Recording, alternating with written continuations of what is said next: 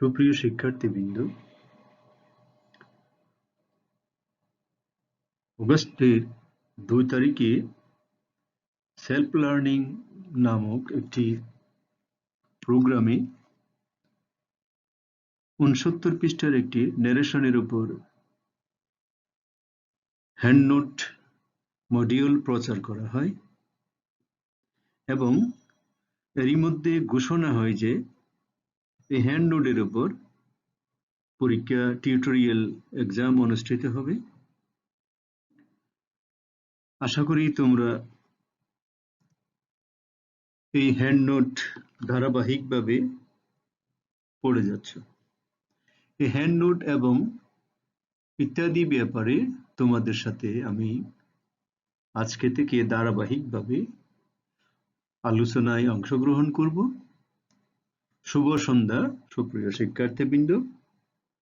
এই হ্যান্ডনোটের ব্যাপারে আমাকে জানিয়েছে যে তারা বিষয়টি বুঝতে পারছে না, কারণ আসলে সেলফ লার্নিং বিষয়টি তোমাদের কাছে একেবারেই নতুন।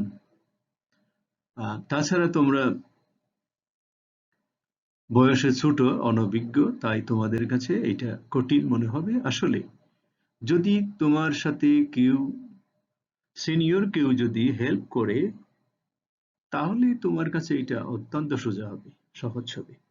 আর আমরা তো জানি আমাদের স্কুলের ছাত্রছাত্রী চেষ্টা করে অনেক সফল হয়েছে, এমন প্রমাণ আমাদের হাতে অনেক আছে। তাই আশা করি এই সেলফ লার্নিং প্রোগ্রামেও তোমরা বিভিন্ন সিলেবাসের উপরে তোমাদের চেষ্টা অব্যাহত রাখবে এবং সাথে সাথে এই সিলেবাসটি সম্পন্ন করার পরে তুমি তোমার সহপাঠীদের সাহায্য করতে পারবে। চলো আমরা এই হ্যান্ডনোটের উপর, এই মডিউলের উপরে ধারাবাহিকভাবে আলোচনায় অংশগ্রহণ করি। প্রিয় শিক্ষার্থী, তোমরা এই গত 7 দিন পর্যন্ত এই সেলফ লার্নিং মডিউলের উপরে পড়াশোনা করেছে অনেকে, এবং অনেকে অর্ধেকের মধ্যে থেমে গিয়েছ। যারা অর্ধেকে থেমে গিয়েছ তাদের জন্য আমার পরামর্শ হবে, কোনোদিন হাল ছেড়ে দেওয়া যাবে না। একবার না পারলে আরেকবার দেখবে। মানুষ পারে না এমন কিছু খুবই কম আছে, যদি সদিচ্ছা থাকে। তো চলো আমরা ধারাবাহিকভাবে ওই নোটটির উপরে একটি কন্টেন্ট তৈরি করে ধারাবাহিকভাবে তোমাদের সাথে যে আমি শেয়ার করব তাতে অংশগ্রহণ করি। আজকের এই মডিউলের মধ্যে আমি 1 থেকে 17 পৃষ্ঠা পর্যন্ত বিষয়গুলো নিয়ে ধারাবাহিকভাবে করব। এটা একপক্ষীয় আলোচনা। হয়তো তুমি যদি আমার সাথে ইন্টারেক্ট করতে পারতে, তাহলে তোমার সমস্যা আমি জানতাম, কোথায় প্রবলেম আমি সহজে জেনে তোমাকে আরো সাহায্য করতে আমার সুবিধা হতো। যেহেতু শুধু আমি বলে যাচ্ছি, তাই আমি তোমাদের পরামর্শ দেব। যেখানে সমস্যা সেখানে বারবার করে তুমি চেষ্টা করবে আর আমাকে মেসেঞ্জারে নক করবে। প্রিয় শিক্ষার্থীবৃন্দ, এই মডিউলের উপরে ধারাবাহিকভাবে বেশ কয়েকটি টিউটোরিয়াল এক্সাম অনুষ্ঠিত হবে। এই টিউটোরিয়াল এক্সামের উত্তরগুলি তোমরা আমার নামে যে ফেসবুক পেজ আছে সেটা ওপেন করবে, সার্চ করবে, আমার ছবি দেখা যাবে। ওই ছবিতে আমার পেজ যদি খুলো, ওপেন করো, তাহলে আমার FB তে মেসেঞ্জারের মধ্যে তোমার উত্তরটা পাঠিয়ে দাও। অবশ্যই তোমার নাম, রোল নম্বর দেবে। নাম, রোল নম্বর, শ্রেণী, এই 3টা বিষয় দেবে। আমি তোমাদের এই বিষয়গুলো আমি কিউমুলেটিভ রেকর্ড সংরক্ষণ করব এবং আগামী সোমবার অর্থাৎ 7 দিন পর, 7টি পরীক্ষা পর তোমাদের মধ্য থেকে তুমি কিংবা তোমার কোন বন্ধু সর্বোচ্চ নম্বর পেয়ে পুরস্কৃত হয়েছ সেটা জানিয়ে দেব। আশা করি তুমি এই সেলফ লার্নিং এ তুমি পুরস্কার অর্জন করবে। শিক্ষার্থীবৃন্দ, এই মডিউলটি নিরেশন অর্থাৎ তোমাদের সিলেবাসের দশম শ্রেণী ও অষ্টম শ্রেণীর সিলেবাসের অন্তর্ভুক্ত একটা ইংরেজি ব্যাকরণের একটা অধ্যায়। Changing narrative style.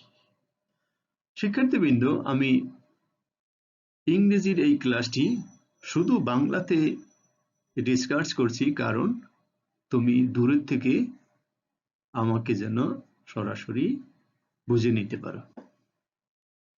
আমি এখানে দেখতে পাচ্ছি যে 1 থেকে 17 পৃষ্ঠা পর্যন্ত তোমাদেরকে আজকে আমরা বিষয়গুলো উভয় পক্ষ সহজ করে নেব। শুরু করা যায়। নেরেশন কি? নেরেশন সম্পর্কে জানতে হলে আমি লিখছি প্রথম পেজের মধ্যে অ্যাটেনশন। অ্যাটেনশন লিখে একটা বক্স দিয়েছি। এই বক্সে আছে P3, T6, S5, W24। What's that? এটা বুঝতে পারছি এটা কি? এটা কি রসায়নের সূত্র? না রে বাবা, এটা একটা নারেশন জানার জন্য আগে থেকেই আমাদের টার্গেট বা এই টার্গেটে এই কাজটি করতে হলে তোমাকে কোন কোন বিষয়ে কোন হাতিয়ার তোমার লাগবে এই যুদ্ধে জিততে হলে। প্রথমে P3 মানে পার্সন। 3টা পার্সন রয়েছে, তোমরা জানো, first person, second person and third person. এই পার্সন 3টি নিয়ে তোমাদের সামান্য ধারণা থাকতে হবে। ফার্স্ট পার্সন মানে যে কথা বলে, সেকেন্ড পার্সন যে কথা শুনি, আর থার্ড পার্সন হলো এই দুজন বাদে বাকি সব। তাহলে ফার্স্ট পার্সন বলতে যেমন আমি কথা বলছি, আমি আই ফার্স্ট পার্সন, তুমি কথা শুনছো ইউ সেকেন্ড পার্সন, আর আমরা নারেশন, পরীক্ষা ইত্যাদি নিয়ে কথা বলছি, ওরা থার্ড পার্সন। এইভাবে 3টি পার্সনের উপরে তোমার মোটামুটি আইডিয়া ধারণা রাখতে হবে। T6 মানে হলো আমরা জানি 12 রকমের টেন্স আছে। এই সেখান থেকে আমরা 6 ধরনের টেন্সের উপরে ন্যারেশনের চেঞ্জিং করব। S5 তোমরা সবাই জানো,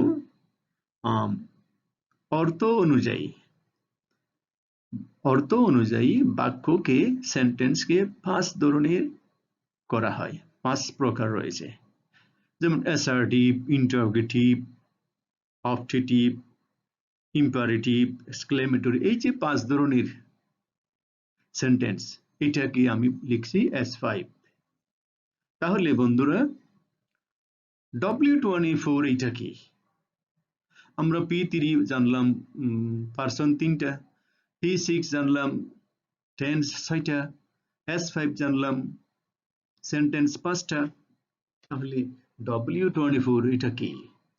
এটা কোনো বিষয় না, এটা হলো ইংরেজিতে কতগুলো শব্দ নারেশনের কাছের শব্দ দূরে হয়ে যায়, কিছু নৈকট্যবাচক শব্দ দূরত্ববাচক শব্দে পরিণত হয়। এইরকম 24টি শব্দ আমি এখানে উল্লেখ করব, তাই লিখছি W24 মানে 24টি ওয়ার্ডস। তাহলে P3, T6, S5 এবং W24 এই বিষয়ে যদি তোমাদের ধারণা থাকে, তাহলে নিশ্চয়ই তোমরা ন্যারেশন পার্টটি বুঝতে পারবে এবং সহজ হবে। That's all. Let's go. What is narration? মানে ন্যারেশন কি? মনে করো তুমি স্কুলের বেতন দেবার জন্য তোমার বাবার নিকট থেকে ফিস চাইলে, তিনি বললেন, I have no money today. তখন তুমি স্কুলে এসে তোমার বাবার কথাটি তোমার শ্রেণী শিক্ষককে দুভাবে বলতে পারো। একটা হলো, Father says, I have no money today. আবার এভাবেও বলতে পারো, Father says that he has no money that day. বাবা বললেন যে আজ আমার টাকা নেই। অথবা বাবা বললেন যে আজ নাকি তাহার টাকা নেই। এইভাবে তুমি বাবার কথা হুবহু বলতে পারো, অথবা তোমার জবানিতে তোমার মতো করে একটু পরিবর্তন করে শ্রেণী শিক্ষককে বলতে পারো। এই যে বলার ভঙ্গি, বলার ডিজাইন, এই বলাবলিকে আমরা বলি বক্তব্য বা উক্তি। এই উক্তির ইংরেজি নাম হলো narration. How many kinds of narration? না, নেরেশন কত প্রকার আছে। এতক্ষণ আমরা বললাম যে বাবার কথা তুমি হুবহু বলতে পারো, অর্থাৎ যে কথা বলছে তার কথা হুবহু বললাম, একে বলা হয় ডিরেক্ট নেরেশন।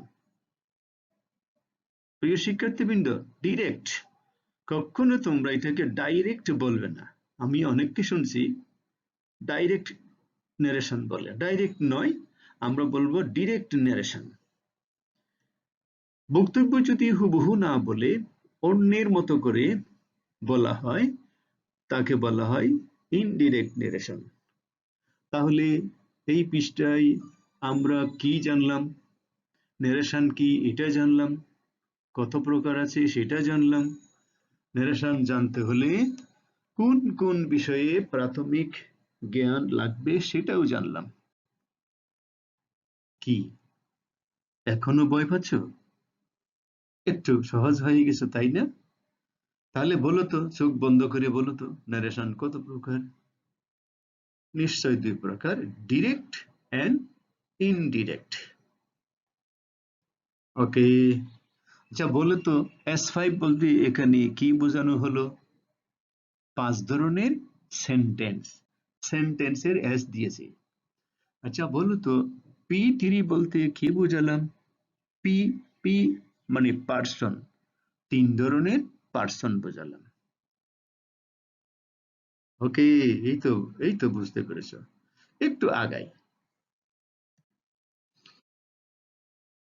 নম্বর 2, এখানে আছে কয়েকটা উপদেশ এবং কয়েকটি ধারণা।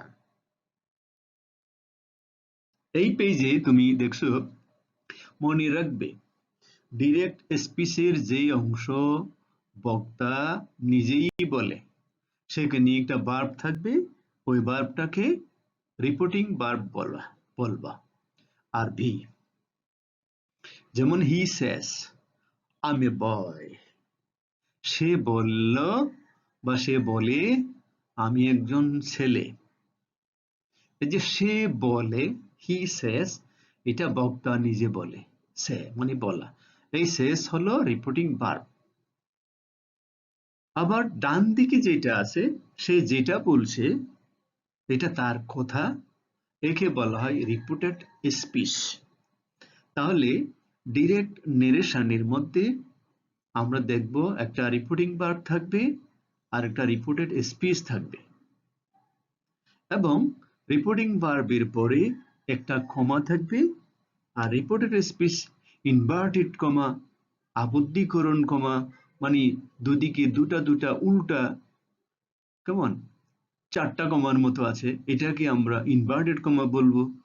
তাহলে ইনডিরেক্ট স্পিচে আমরা মোট 5টা কমা দেখতে পেলাম উল্টো পাল্টা, যদিও সবগুলো কমা নয়, আমরা ধরে নিলাম এখানে কমা রয়েছে। ইনভার্টেড কমার মধ্যে 4টি, আর এমনি কমা রয়েছে 1টি ভার্বের পর। আচ্ছা, তাহলে প্রিয় শিক্ষার্থীবৃন্দ, ডিরেক্ট স্পিচ চিনবার জন্য আমরা কমা দেখে সিদ্ধান্ত নিব। কমা যেখানে থাকবে, ইনভার্টেড কমা যেখানে থাকবে, সেটাই direct speech. Rules regarding speech or narrative style, মানে ন্যারেশন চেঞ্জ করার জন্য যে সমস্ত রুলস নিয়ম কানুন আছে। রুলস বললেই মাথাটা গন্ডগোল হয়ে যায়, কি এত রুলস নিয়ম কানুন মনে থাকে না। এই মনে থাকে না, এটা আমিও জানি, আমারও মনে থাকে না, কিন্তু কিছু কিছু টেকনিক বুদ্ধি খাটালে কিন্তু মনে থাকে। চলো, যেমন আমি এই ন্যারেশন মডিউলটাকে সহজ করার জন্য আমি এ থেকে এফ পর্যন্ত কয়েকটি সেকশনে ভাগ করেছি। এতে রয়েছে চেঞ্জ অফ পারসন P3, বিতে রয়েছে চেঞ্জ অফ টেন্স T6, সিতে রয়েছে change of some defined words W24, D তে রয়েছে change according to sentence, S5 ই রয়েছে change of conversation, and F এ রয়েছে চেঞ্জ অফ পেসেজেস। এখানে অষ্টম শ্রেণীতে কিছু কিছু অত দূর যাওয়া লাগবে না এবং এইচএসসি পর্যন্ত সবগুলো লাগবে। তাহলে অষ্টম শ্রেণী অল্প, দশম শ্রেণী একটু বেশি, আর এইচএসসিতে সবগুলো লাগবে। এবার আমরা এ থেকে এফ পর্যন্ত ডিটেইলস আলোচনা করব। প্রথমেই এতে রয়েছে চেঞ্জ অফ পারসন, মানে P3। চেঞ্জ অফ পারসন কে আমি দুই ভাগ করেছি, A1 A2। প্রিয় শিক্ষার্থীবৃন্দ, চেঞ্জ অফ পারসন এর পাশে একটি ইংরেজি সংখ্যা দেখা যাচ্ছে 1520। 1520, এটা যদি মনে রাখতে পারো তাহলে এই কথাটি 1520 নিয়ে একটু করে আমি একটু পরেই বলবো। এই লেখার মতো করে বহু বলার জন্য একটু পরে বলবো। তার আগে রুলস 1, 2, 3, তিনটা রুলস আছে।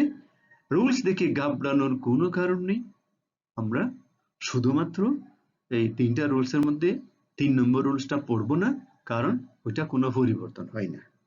আর দুটো রুলস আছে। প্রথম রুলস ফার্স্ট পারসন, আর second rules second person. First person মানে আই উই, যেখানে আমি আছি। আর সেকেন্ড পারসন মানে ইউ, শুধু ইউ, তুমি বা তোমরা। তাহলে ন্যারেশন, ডিরেক্ট ন্যারেশন থেকে ইনডিরেক্ট ন্যারেশন করার সময় এই যে পার্সনের পরিবর্তন, এইটা আমরা এক কথাই মনে রাখবো, সেটা হলো 1520। 15, এখানে 5 একটা নাম্বার। এই নাম্বারটাকে আমি ইংরেজি লেটার এস এর সাথে মিলিয়ে দিলাম। 5টা অনেকটা এস এর মতো, অনেক ছোট ছোট ছেলে মেয়েরা 5 লেগে এস এর মতো করে। তাহলে দাঁড়ালো 1520, দাঁড়ালো 1s 20 বা উ, জিরোটা উ এর মতো। একটু ব্যতিক্রম করে ফেললাম, বিকৃত করলাম। পার্সন পরিবর্তন মনে রাখার জন্য একটা কৌশল ঠিক করলাম, সেটা হলো 1 ঠিক আছে, 5 কে এস বানাই ফেললাম, 2 ঠিক আছে, 0 কে উ বানাই ফেললাম, দেখতে একই রকম। তাহলে 1 যদি ফার্স্ট পারসন হয়, তার পাশে আছে এস, এস হলো সাবজেক্ট। তাহলে ডিরেক্ট স্পিচের ফার্স্ট পারসন যদি থাকে, এটা সাবজেক্টের মতো হবে। আবার বলছি, ডিরেক্ট স্পিচের মধ্যে যদি ফার্স্ট পারসন থাকে, সেটা ওই সেন্টেন্সের মধ্যে যে সাবজেক্ট থাকবে, সাবজেক্ট যেটা সেটা হয়ে যাবে। তাহলে সেকেন্ড পারসন কি হয়ে যাবে? উ দিয়ে কি বোঝায়? অবজেক্ট। তাহলে সেকেন্ড পারসন অবজেক্টের মতো হয়ে যাবে। তাহলে আমরা মনে রাখলাম, ফার্স্ট পারসন সাবজেক্টের মতো, সেকেন্ড পারসন অবজেক্টের মতো। আবার বলছি, 1520 মানে হলো ফার্স্ট পারসন সাবজেক্টের মতো, আর 2 তে সেকেন্ড পারসন, 2 মানে সেকেন্ড অবজেক্টের মতো। অতএব ফার্স্ট পারসন যদি থাকে, সাবজেক্টের মতো বানাই দিব, সেকেন্ড পারসন যদি থাকে, অবজেক্টের মতো বানাই দিব। থার্ড পারসনের কোনো বানাবানি নাই, কোনো পরিবর্তন নাই। তাহলে এবার রুলস 1 এ ডিরেক্ট এই লাইনটা, নীল রঙের লাইনটা পড়ো। হি সেজ আই এম ওয়েল। লক্ষ্য করো, হি সেজ, এখানে সেজ হলো রিপোর্টিং ভার্ব। এই ভার্বের একটা সাবজেক্ট হি আছে। সাবজেক্ট মানে বাক্যের যে কর্তা, সেটা হি সেজ। কে বলে? তিনি বলেন। তাহলে হি হলো সাবজেক্ট। রিপোর্টেড স্পিচের মধ্যে আই এম ওয়েল, এখানে একটা সাবজেক্ট আছে, এটা হলো আই এম ওয়েল। এই সেন্টেন্সটার মধ্যে আই হলো সাবজেক্ট, এম হলো ভার্ব। কেমন? আই হচ্ছে এখানে কোন পার্সন বলেন তো দেখি? আই হলো ফার্স্ট পার্সন। আমরা শিখলাম ফার্স্ট পারসন কি হয়ে যাবে, সাবজেক্টের মতো হয়ে যাবে। ফার্স্ট পারসন আই সাবজেক্টের মতো হয়ে যাবে। সাবজেক্ট কি আছে, হি আছে, তাহলে আই এখানে আর থাকবে না, আইটা হি হয়ে যাবে। তাহলে হি সেজ দ্যাট, আই বদলে গিয়া হি হলো হি ইজ ওয়েল। হি হলো তো আর এম হবে না, হি হলে ইজ হয়ে যাবে, হি ইজ ওয়েল। তাহলে প্রিয় শিক্ষার্থীবৃন্দ, ফার্স্ট পারসন পরিবর্তন হলো কিসের মতো, সাবজেক্টের মতো। তেমনি ভাবে সেকেন্ড পারসন পরিবর্তন হবে অবজেক্টের মতো। দেখো এখানেও নীল লাইনটা দেখো, নীল কালির লেখাটা, হি সেজ টু মি। সেজ হলো এখানে ভার্ব, সেজ এর সাবজেক্ট হলো হি, অবজেক্ট হলো মি। মি মানে সাবজেক্টের ভার্বের পরেরটা মি। তাহলে সেকেন্ড পারসন ইউ রয়েছে, ইউ পরিবর্তন হয়ে মি এর মতো হবে। মি যদি শুরুতে বসে আর মি থাকে না, আই হয়ে যায়। অতএব দাঁড়ালো আই এম ওয়েল। ইউ থাকলো না, ইউ আই হয়ে গেল। থার্ড পারসন হলে কোনো পরিবর্তন হবে না। এই হচ্ছে A1 এর ব্যাপার। A2 হলো ইনভার্টেড কমা থাকবে না, সেটা উঠে গিয়ে সেখানে দ্যাট অথবা টু অথবা অন্য কিছু বসবে। তাহলে আমরা A1 A2 পাস করে দিলাম। কোন কোন জায়গায় কমা ওঠানোর জন্য দ্যাট বসবে বা বসবে না, এটা একটু মনে করে নিই।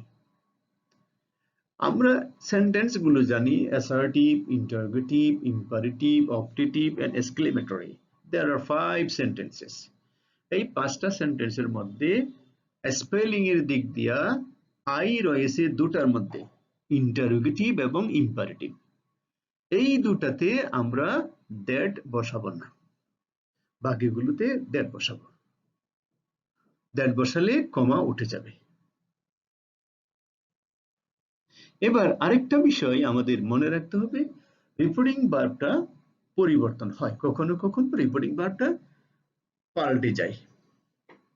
রিপোর্টিং ভার্ব সাধারণত পাস্ট টেন্স হলে এটা পাল্টে যায়।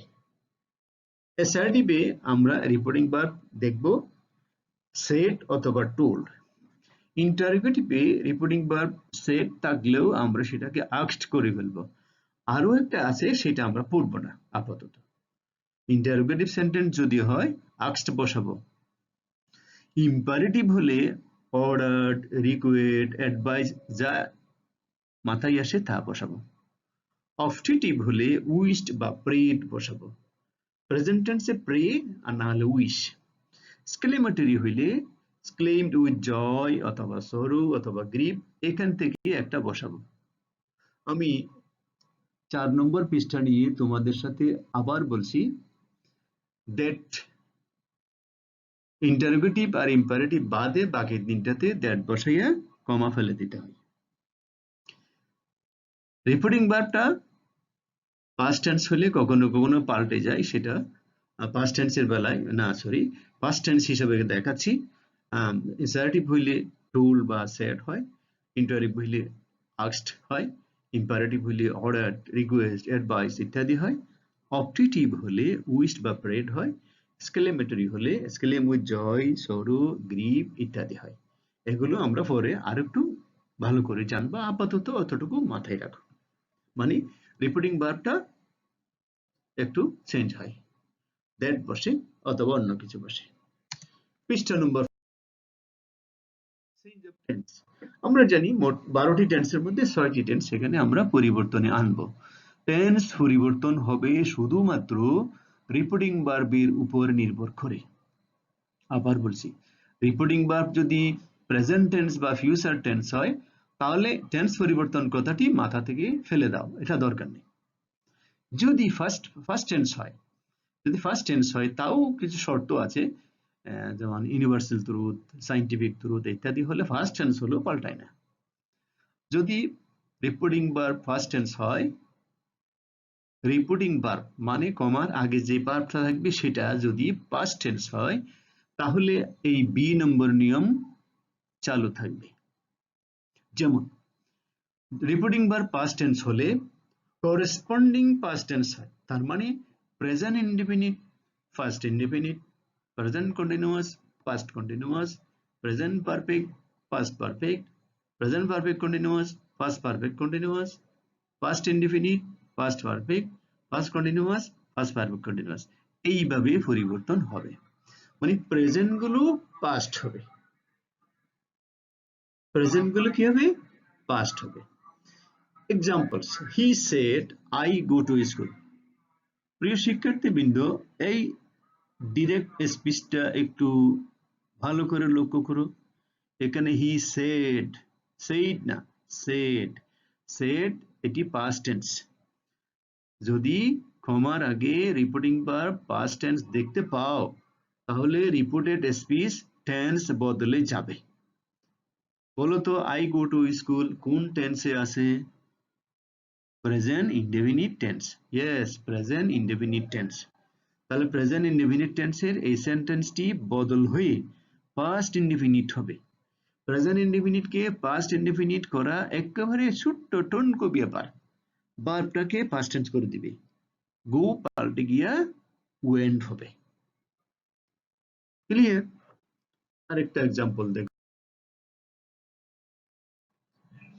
He said that he went to school. আগে গো ছিল, এখন ওয়েন্ট হয়ে গেছে। এটা প্রেজেন্ট ইনডেফিনিট থেকে পাস্ট ইনডেফিনিট হয়ে গেছে। এখানে ব্যাখ্যা দিলাম, তোমরা পড়লে বুঝতে পারবে।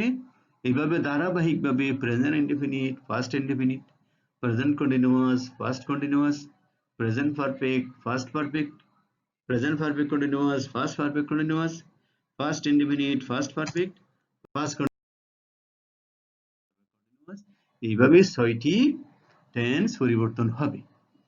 এটা মনে রাখার জন্য একটা করে উদাহরণ মনে রাখবা, অথবা মনে রাখবা আরবি পাতে প্রি পা, অর্থাৎ রিপোর্টিং ভার্ব পাস্ট টেন্স হলে প্রেজেন্ট টেন্সটা পাস্ট টেন্স হয়ে যাবে। এটা হলো মনে রাখার নিয়ম। কিন্তু কখনো কখনো শ্যাল, উইল, ক্যান, মে এইরকম পজিটিভ ভার্বগুলো, লেট, দেয়ার, এগুলো কিন্তু অপরিবর্তিত থাকবে। আরো একটা নিয়ম হলো, চিরন্তন সত্য হলেও যেই কোনো টেন্স হোক না কেন থাকবে। যেমন এখানে লক্ষ্য করো, page number 8, the teacher said the earth moves round the sun. প্রিয় শিক্ষার্থী লক্ষ্য করো, এখানে রিপোর্টিং ভার্ব সেড মানে পাস্ট টেন্স, নিশ্চয়ই রিপোর্টেড স্পিচ পাল্টে যাবে। কিন্তু না, the earth moves round the sun এটা একটা ইউনিভার্সাল ট্রুথ, এটা তাহলে আর পাল্টাবে না। তাহলে আমরা বি সেকশনে জানলাম টেন্স পাল্টানোর কথা। বি সেকশনে আমরা টেন্স পাল্টানোর কথা জানলাম। প্রিয় শিক্ষার্থী, এখন আমরা যাব সি সেকশন। কতগুলো কাছের শব্দ দূরের শব্দ হয়ে যায়। যেমন এটা, এই লিস্টটা মুখস্থ রাখতে হবে, অথবা ভুলে গেলে একটু দেখে নিবে। যেমন টুডে থাকলে দ্যাট ডে হবে, টুমরো থাকলে দি নেক্সট ডে হবে, ইয়েস্টারডে থাকলে দ্য প্রিভিয়াস ডে হবে, হেয়ার থাকলে দেয়ার হবে, দিস থাকলে দ্যাট হবে, এগো থাকলে বিফোর হবে, কাম থাকলে গো হবে। এইভাবে 24 রাখবে। নম্বর ডি, সেন্টেন্স অনুযায়ী পরিবর্তন। আজকে আমরা একটা সেন্টেন্স, অ্যাসার্টিভ সেন্টেন্স শিখে ফেলবো। অ্যাসার্টিভ সেন্টেন্সে যে রুলস গুলো আছে ধারাবাহিকভাবে যাব। নাম্বার 1, অ্যাসার্টিভ সেন্টেন্সে চিরন্তন সত্য থাকতে পারে, কারণ চিরন্তন সত্য, অভ্যাসগত সত্য, বৈজ্ঞানিক সত্য, এইরকম সত্য হলে রিপোর্টিং ভার্বটা যে টেন্সের হোক না কেন রিপোর্টেড স্পিচ পরিবর্তন হবে না, কিন্তু পার্সন পরিবর্তন হবে, মনে রাখবা। For practice, number 1, he said honesty is the great virtue. Said আছে, honesty is the great virtue, ইজটা ওয়াজ হওয়ার কথা কিন্তু হবে না। He said that honesty is the great virtue, এরকমই হবে। Time and tide wait for none, knowledge is power, এইগুলো চিরন্তন সত্য, তাই পরিবর্তন হবে না। তবু আমি উত্তরগুলো বলছি। Number answer at the rate of practice 1. Number 1, he said honesty is the great virtue. এখানে আনসার দাঁড়ালো he said that. that বসবে কেন? অ্যাসার্টিভ সেন্টেন্স, কমা ওঠানোর জন্য that বসবে। অনেস্ট ইজ দ্য গ্রেট ভার্সও যেমন আছে তেমন রয়ে গেছে, টেন্সের কোনো পরিবর্তন হয় নাই। কারণ কি? এটা চিরন্তন সত্য। They said time and tide wait for none. They said that time and tide wait for none. The teacher said knowledge is power. The teacher said that knowledge is power. The teacher said Allah is one. The teacher said that Allah is one. কোনো পরিবর্তন হয়নি। তাহলে আমরা 1 নম্বর নিয়মে জানলাম universal truth হলে, চিরন্তন সত্য হলে, সায়েন্টিফিক ট্রুথ হলে টেন্স পরিবর্তন হবে না। 2 নম্বর, অ্যাসার্টিভ সেন্টেন্সে মাঝে মধ্যে আমরা মাস্ট শব্দটি দেখব। মাস্ট দ্বারা চিরন্তন সত্য বোঝালে মাস্ট থেকে যাবে, আর না হলে হ্যাড টু বলবে। এটা সিনিয়র ক্লাসের জন্য, যদিও ছোটদের ক্লাসে এরকম দেয় না। মাস্ট দিয়ে যদি সত্য বোঝায় থেকে যাবে, আর যদি না বোঝায় মাস্টের পরিবর্তে হ্যাড টু বসাবো।